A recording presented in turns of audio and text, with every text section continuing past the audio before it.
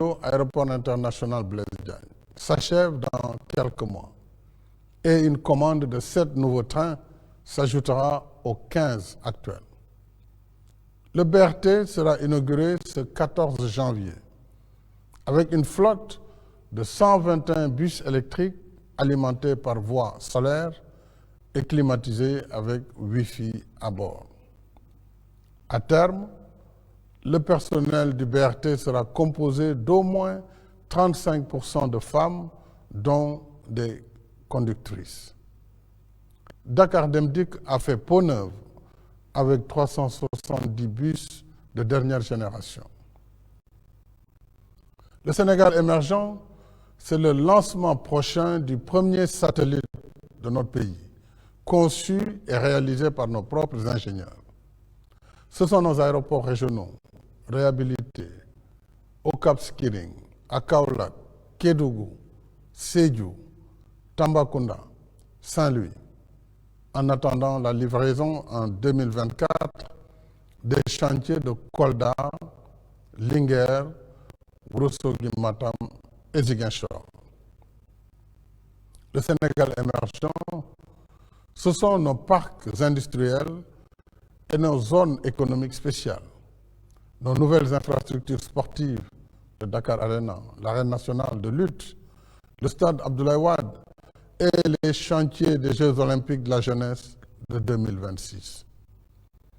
Le Sénégal émergent, ce sont nos hôpitaux clés en main à Touba, Kaffrine, Sédhiou, Kédougou, Agnam et tous les chantiers en cours à Ourossogui, Saint-Louis, Tivaouane et Dakar, notamment la polyclinique de l'hôpital principal de Dakar et le nouvel hôpital Aristide Le Dantec.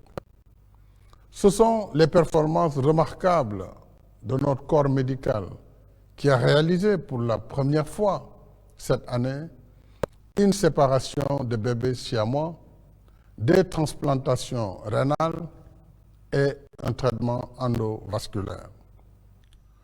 Le Sénégal émergent, ce sont nos nouvelles centrales électriques à énergie propre, entre autres à Bokol, Malicounda, Taïba Ndiaye, Meouane, Médina Dakar et Kahone. Avec seulement 500 MW et un réseau vétuste de 501 km de lignes électriques, les coupures d'électricité étaient longues et fréquentes avant 2012, jusqu'à occasionner des émeutes. Aujourd'hui, nous avons plus que triplé nos capacités électriques, avec 1787 MW et un réseau de lignes porté à 1552 km. Nombre de localités qui vivaient dans l'obscurité sont maintenant éclairées. Le taux d'électrification rurale étant passé de 27% en 2012 à 61% en 2023. Avec l'exploitation prochaine de nos ressources gazières et pétrolières, nous réaliserons à l'horizon 2025 l'accès universel à l'électricité à des coûts plus abordables. Dans le secteur vital de l'eau, nous avons multiplié les forages en milieu rural avec la première phase du PUDC et construit une troisième usine à Keur-Momar-Sarr.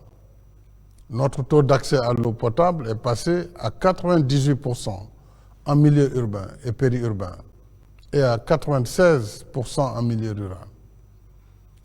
L'accès universel est désormais à notre portée avec 2 projets de dessalement d'eau de mer, un en construction au Mamel, à Ouakam, et un autre en cours de montage technique et financier, plus la deuxième phase des forages du PUDC qui va démarrer en début 2024. Nos efforts ont également porté sur les 3 piliers de notre stratégie de souveraineté alimentaire, l'agriculture, dont le budget a plus que doublé entre 2012 et 2023, la pêche et l'élevage.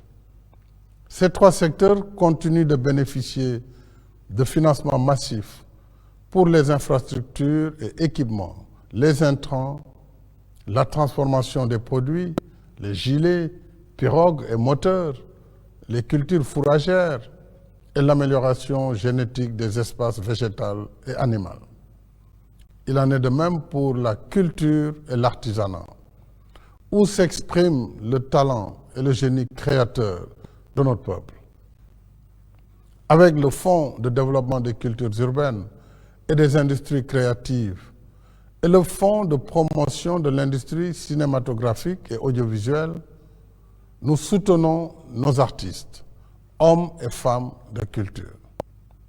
En outre, je lancerai prochainement le chantier du mémorial de Gorée. Et en faveur de nos artisans, nous avons créé de nouveaux villages artisanaux à Bambey, Fatick, Kaffrine, Kébémer, Linguère et Tivaouane. Les chantiers de Kédougou, Matam et Vélingara étant en cours de finition. S'y ajoute la zone d'activité des mécaniciens et professionnels de l'automobile, avec 488 ateliers établis sur 60 hectares. Nos mécaniciens et autres professionnels de l'automobile y trouvent un cadre de travail moderne et organisé, générant plus de 5000 emplois qui pourraient être dupliqués dans les autres régions. Mes chers compatriotes, dans notre quête du mieux-être, j'ai constamment à l'esprit le souci d'équité territoriale et de justice sociale pour que personne ne soit laissé en rade. Tous nos terroirs sont d'égale dignité et chacun de nous mérite une vie décente. C'est cela le Sénégal de tous, le Sénégal pour tous. Je pense au Sénégal qui se réveille tôt, travaille dur et se couche tard. Je pense au Sénégal des mains laborieuses qui vit à la sueur de son front. Je pense au Sénégal des petits revenus et des familles démunies. Voilà pourquoi j'ai mis en place des instruments d'équité territoriale et d'inclusion sociale, comme le programme d'urgence de développement communautaire, le programme de modernisation des axes et territoires frontaliers, le programme de modernisation des villes, le programme Xëyu Ndaw ñi, la délégation à l'entrepreneuriat rapide des femmes et des jeunes, le 3FPT, les domaines agricoles communautaires, la couverture sanitaire universelle et les bourses de sécurité familiale, dont l'allocation est passée de 25 000 à 35 000 francs CFA. Je suis heureux d'annoncer que j'ai renouvelé pour 3 ans le programme Xëyu Ndaw ñi portant sur 82 000 emplois jeunes pour un montant de 450 milliards. Grâce à tous ces instruments actifs sur l'étendue du territoire national, nous avons amélioré le cadre de vie de nos villes, construit et réhabilité des lieux de culte, créé des emplois et autres activités génératrices de revenus.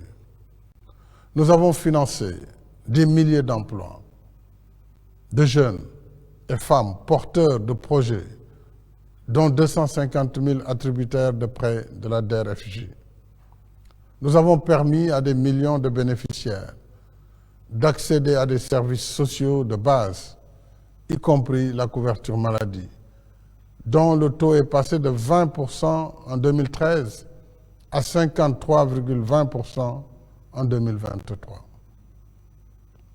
De Thiéyène à Bagaya, de Fissel à Sareliou, de Diallokounda à Walidiala, entre autres centaines de localités, nous avons désenclavé des pans entiers du territoire national, apporté de l'eau et de l'électricité, équipé des structures de santé et octroyé des matériels pour l'allègement des travaux des femmes.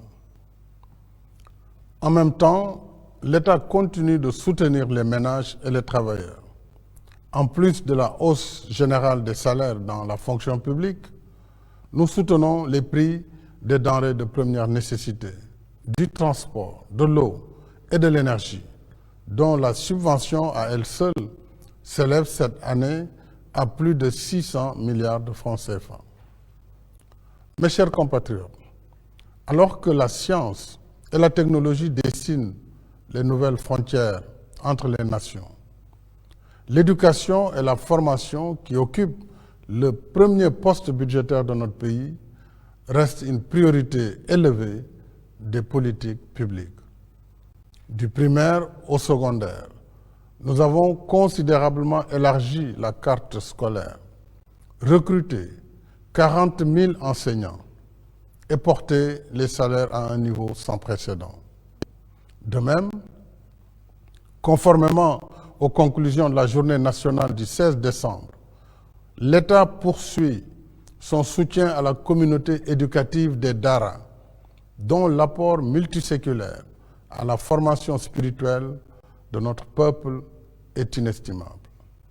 Cependant, à l'ère des technologies de pointe, dont l'intelligence artificielle constitue la dernière manifestation, il nous faut améliorer les performances de notre système éducatif et l'adapter aux réalités de notre temps. Nous devons former plus de ressources humaines dans les sciences, les techniques et l'apprentissage des métiers. C'est le sens de la création des lycées d'excellence, des classes préparatoires aux grandes écoles, des instituts supérieurs d'enseignement professionnel et des centres de formation technique et professionnelle. Et c'est aussi l'une des vocations du 3FPT, qui a financé entre 2016 et 2023 la formation de 400 000 jeunes et femmes dans diverses filières, les métiers du bâtiment, l'électromécanique, le transport, la fibre optique et l'agroalimentaire, entre autres. Nos efforts pour l'enseignement supérieur restent également constants. De l'indépendance à 2012, soit 52 ans, notre pays comptait 2 universités, Cheikh Anta Diop à Dakar et Gaston Berger à Saint-Louis, et 3 centres universitaires régionaux, à Bambey, Thiès et Ziguinchor. Sur une décennie, nous avons érigé les centres universitaires régionaux en universités, logés dans leurs propres locaux et construit 3 nouvelles universités. Amadou Mahtar Mbow à Diamniadio, El Hadj Ibrahima Niass du Sine Saloum, l'université numérique Cheikh Hamidou Kane, sans compter le campus franco-sénégalais.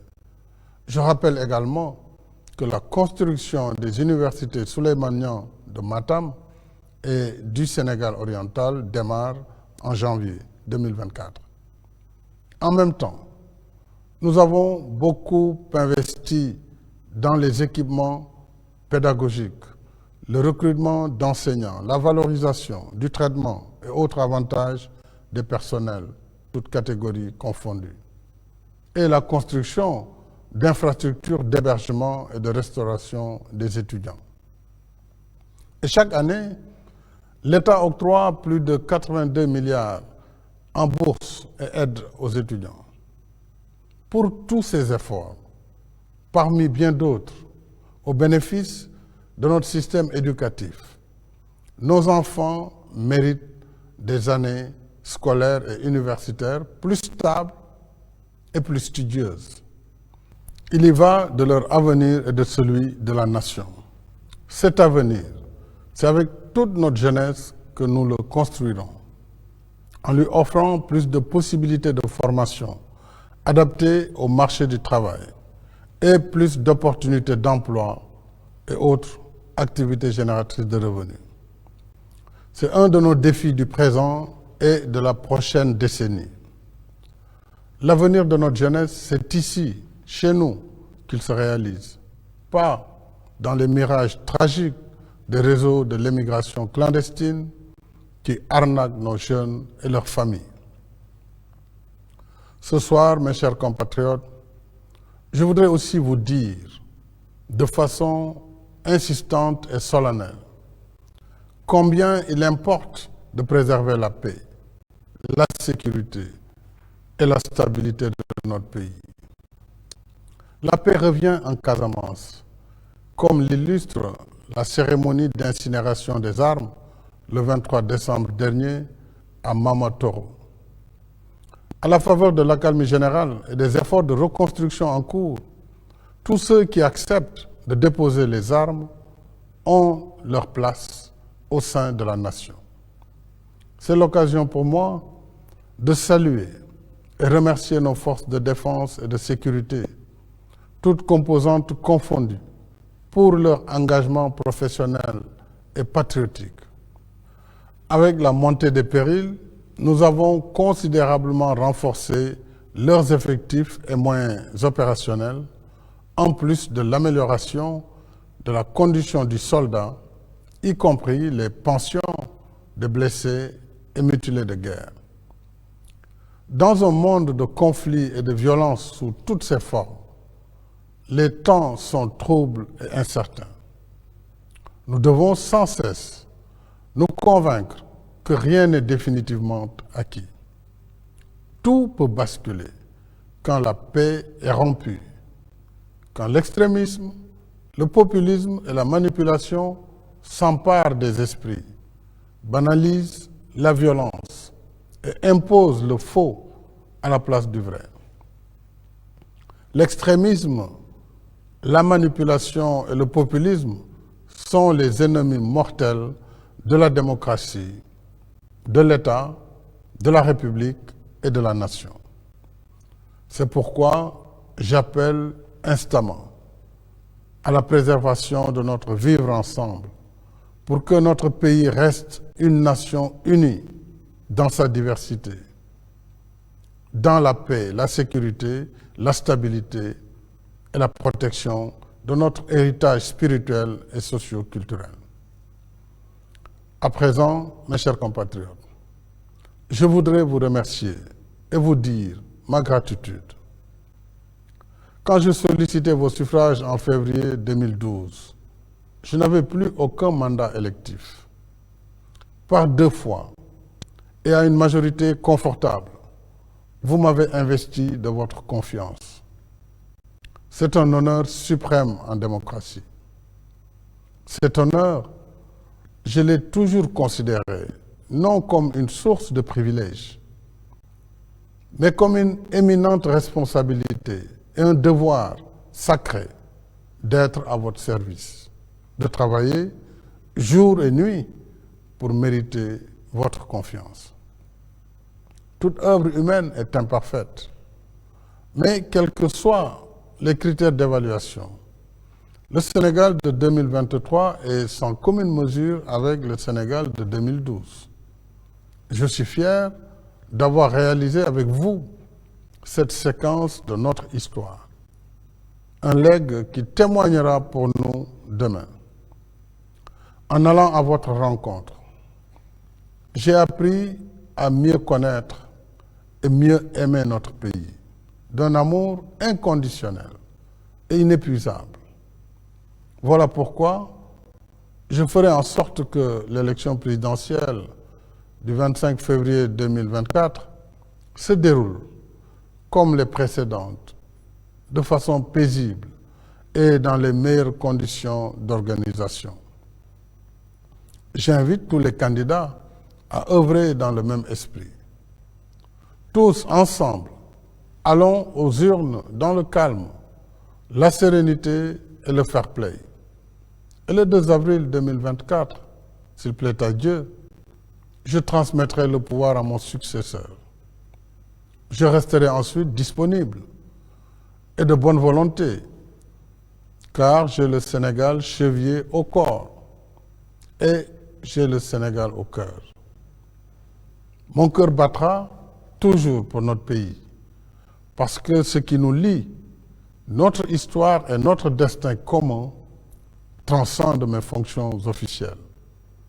Ainsi, après la transmission du pouvoir, je mettrai en place une fondation dédiée à la paix, au dialogue et au développement, pour continuer à m'investir dans des causes qui me sont chères.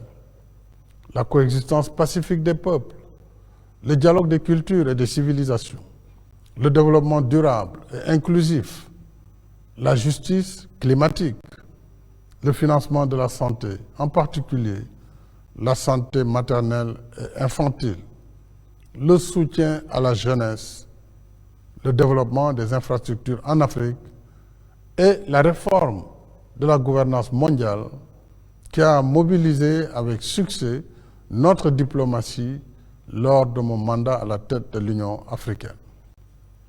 D'ici là, mes chers compatriotes, continuons notre marche commune, main dans la main, pour un Sénégal uni et prospère, dans la paix, la sécurité et la stabilité. Je vous dis merci du fond du cœur de m'avoir honoré de votre confiance pour servir notre pays. Je vous renouvelle mes sentiments de profonde affection. À toutes et à tous, j'adresse mes vœux ardents de paix, de bonne santé, de bien-être et de réussite. Que Dieu veille sur notre cher Sénégal. Bonsoir et déwénati.